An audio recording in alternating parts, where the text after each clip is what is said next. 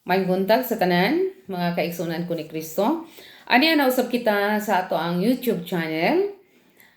Welcome sa tanang mga subscribers, viewers, ug sa atong mga sharer. O mabuhay, mga kaigsunan ko ni Kristo, nga we are still alive. O God is good all the time. Ug ang atong kinabuhi nga iyang gihatag kanato kanunay. Ang kinabuhi sa tao sama sa usa ka binhi, kung nalimahan pagayo, muturo kinig mo lambo, ug abtog kinig kahamtong, sama sa atong tanong, kay inumol man sa gugma sa isikayngon. God is good all the time. Ang iyang gugma nga walay katapusan. Ug ato kining makita ang iyang gugma sa iyang mga katawhan. So atong naisgutan ang mga atong video ni atong last nato nga gihisgutan nga mihampak ang mga katalagman diha sa Ehipto apan nagmagahi kanunay ang kasing-kasing sa hari sa Ehipto. O kini gipagahi kini sa Dios. Kaya dunay plano ang Ginoo niini. So makita nato nga ang Ginoo nagauban siya kanunay sa mga iyang katawhan. Labi na katong mingit-ngit og tulo ka gabi nga mingit-ngit ang Ehipto. Apan ang iyang mga katawhan hayag kaayo. So diha nato makita nga ang Dios nagadapig siya kanunay sa iyang katawhan. So tungod niini nga nagmagahi ang kasing-kasing sa hari sa Ehipto, wala niya palakta ang mga Israelites aron sa pagsimba o pag-alagad.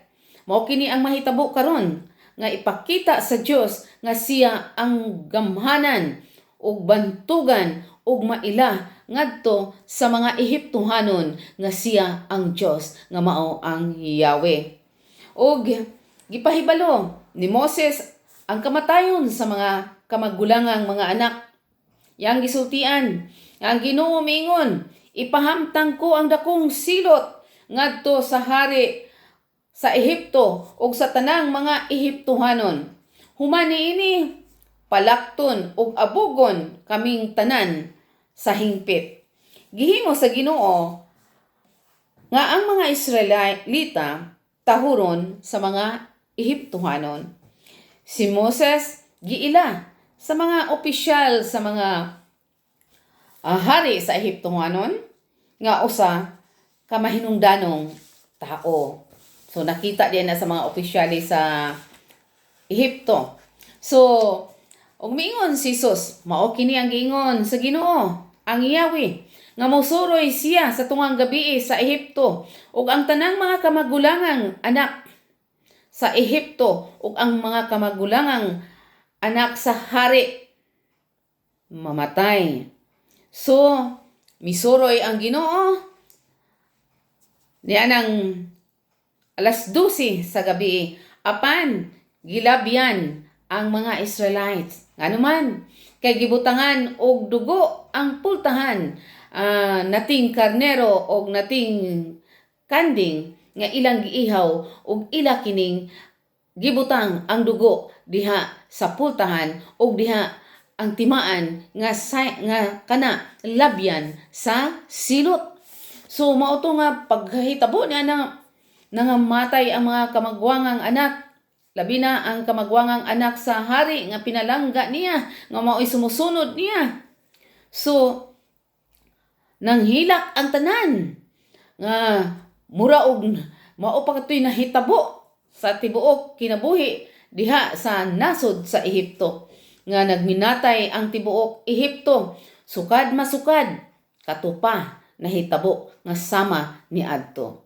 So, apan ang mga Israelita, bisan pa ang mga iro, nga muusig sa mga tao o uban nga mananap, walay nahitabo. Ilabi na sa mga anak sa Israelita, walay nahitabo. Og dinhi nasayran nga pinasahi gayud ang pagtagad ni Yahweh sa mga Israelita ug sa mga Ehiptohanon. So og kining mga opisyal moduol kanako ug muyukbo, miingon si Moses sa akong atubangan ug mag-ingon. Ug mag-ingon, pahawa dinhi uban sa imong katawhan. Human niini milakaw si Moses nga masuk-anon kaayo mibiya sa mga opisyalis. So atong nasayran nga ang mga balay nga sa Israelites gilabyan lang tungod kini sa gibutang nila nga dugo sa pultahan. So namahawa ang mga Israelita sa Ehipto. Ang mga Israelita migikan sa Rameses paingon sa Sukot. So mga 600,000 ka mga lalaki, wala ipha ang mga bata ug mga babae ug daghan pang mga taong nagkalain-laing tao nga mikuyog uban kanila ug ang mga kahayupan. So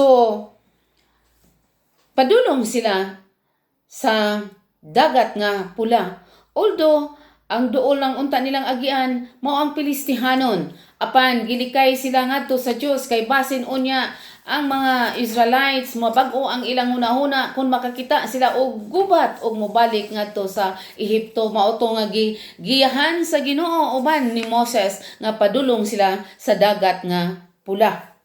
So dito nato nakita kung unsa kining dagat nga pula. Og dinha ang mga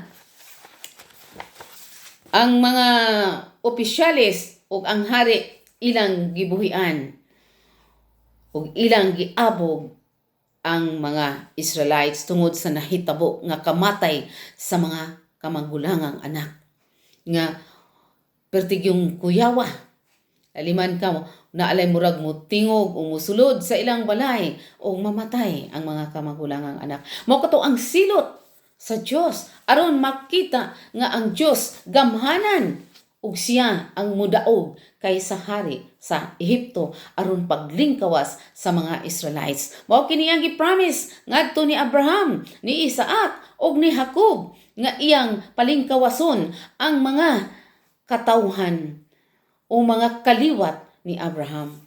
So mao to mga kaigsunan ko ni Kristo nga ang Israelites na ulipon sila sulod sa 430 ka tuig dito sa Ehipto. O pagkatapos niini mipahawa diha sa Ehipto ang katawhan sa Ginoo pinaagi ni Moses nga maoy padala aron malingkawas ang mga Israelites sa Ehipto. So dito gipalakaw ug dito sa hari ang mga Israelita ug nagpaingon sila sa dagat nga pula.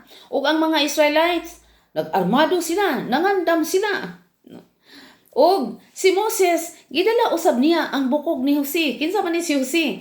Katong si Jose nga anak ni Jacob nga Joseph the Dreamer nga siya mao'y nahimong gobernador sa Ehipto. Og dito nadala ang mga kaliwat ni Abraham, ni Isaac, ni Jacob og gipapuyo nila dito sa Gosen nga mao kining lugar nga dili maigo sa mga katalagman kun ihampak sa Dios ang katalagman ngadto sa mga Ehiptohanon.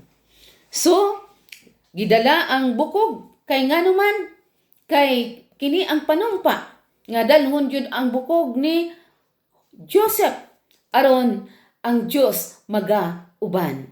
Kay nasayra nato nga si Joseph giubanan kadto siya sa Dios kanunay sa iyang paglawig sa iyang kinabuhi. So pagpanglakaw nila adunay panganod nga daw haligi sa adlaw ug sa gabii adunay kalayo nga maoy mohatag og pagdanag sa mga katawhan nga lawig o mipahawa dito sa Ehipto. So sa pagtabok sa dagat nga pula migahi usab ang kasing-kasing sa hari. gipagukod niya ang mga Israelita, nangandam sila. Iyang gipagukod og ang plano sa Dios aron nga mao ni plano sa Ginoo aron gyud nga makita nga gamhanan siya kaysa hari sa Ehipto. Og nagbasol ang mga Israelita, miingon ang mga Israelita nga nganong gidala mo man kami dinhi dapita nga pwede ra man mig mga matay di adto kay sa mga matay mi nga wala sila kalubngan. So mao to nga nabalaka ang mga Israelite. Nagbasol og nawad-an sila paglaom. Apan si Moses giingnan sa Dios, iisa ang imong kamot og ang sungkod. Og dinha mipikas ang dagat og nahimong dalan og nauga kini nga maoy giagian sa mga katawhan sa Dios. Og misunod ang mga anghel o ang panganod nga haligi nga diha sa atubangan mi balhin sa likod aron maoy makig-away ngadto sa mga Ehiptohanon nga sundalo nga andam sa paggira o pagpatay sa mga Israelites. Og dinha paglakaw nila subay sila sa dalan na nag-awit sila og himaya sa Dios. Walay nahimo ang mga Ehiptohanon ug sa paghuman pagtapos na nila pag-abot na nila miapas ang mga Ehiptohanon apan mitabon ang kadagatan ug nangamatay ang tanan. So mao na mga kaigsuonan ko ni Kristo, mao kini ang saad sa Dios ngadto ni Abraham, ni Isaac ug ni Jacob nga dili gyud niya pasagdan ang iyang mga kaliwat. So, ang reflection niini sa atong kinabuhi nga sa atong kinabuhi usahay mawad-an kitag paglaom. Pero atong hinumduman ang gugma sa Dios nga unconditional nga bisan pagkapilata makasala, bisan pag unsa ka itom sa alkitran ang atong sala, apan ang Dios andam siyang mapasaylo kanato. Ayaw wadig paglaom kung kita nakasala, barog pangayog pasaylo sa Dios kay siya andam nga muhatag og kapasayloan. Ug ang Dios maluluyon ug iya nang gihatag ang kaluoy diha sa Dios nung kaluoy diha sa iyang kamatayon sa cross. Ug kita usab sama ni Moses nga naluoy sa tanang mga katawhan sa Israelites nga giulipon, mi serbisyo siya, mi alagad siya bisan pa man nagkayungit-yungit siya. So gigamit lang sa Dios ang iyang igsuon nga mao si Aaron. So miingon ang Ginoo o klaro kayo nga dunay milagro nga mahitabo sa atong kinabuhi. Unsa mang milagro ha? Number 1, ang kinabuhi nato nga makamata pataugma sa buntag. O doon na patay gininhawa. So, iisa nato ang atong mga pag-ampo ngadto sa Dios, ang atong mga kamot, atong iisa ug isurrender ngadto sa Dios kun aduna kitay mga dagkong mga problema nga moabot sa atong kinabuhi ug atong isurrender kining tanan ngadto sa Dios. Once isurrender sama ni Moses nga iyang isurrender iyang giisa ang sungkod o giisa niya ang kamot, mipikas ang dagat ug dinha na ang natuman ang paglingkawas sa mga Israelites. So mga kaigsunan ko ni Kristo, ang pagserbisyo o ang mao kini ang paghigugma pinaagi sa plano sa Dios. So kitang mga OFW dili lalim kining atong kahimtang karon, ilabi na karon nga anaa kita sa COVID. Nangandoy kita nga mauli sa atong pamilya. Kay bahala nag-unsay mahitabo basta mag-uban ang atong pamilya. Pero di ta mawag paglaom kay naay Dios nga andam motabang kanato ug atong ihalad ang atong mga anak, ang atong pamilya.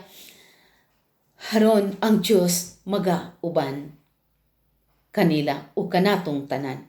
Kay kita ug klaro kayo nga ang Dios kun anaa kita niya, wala na kitay pangitaon pa.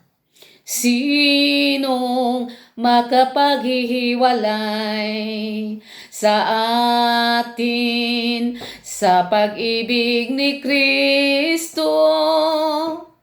Walay makapaghiwalay. So, mayong buntag ug dagan kaayong salamat mga kaigsunan ko ni Kristo ug ayaw kamo kalimot sa pag-subscribe sa ato ang YouTube channel.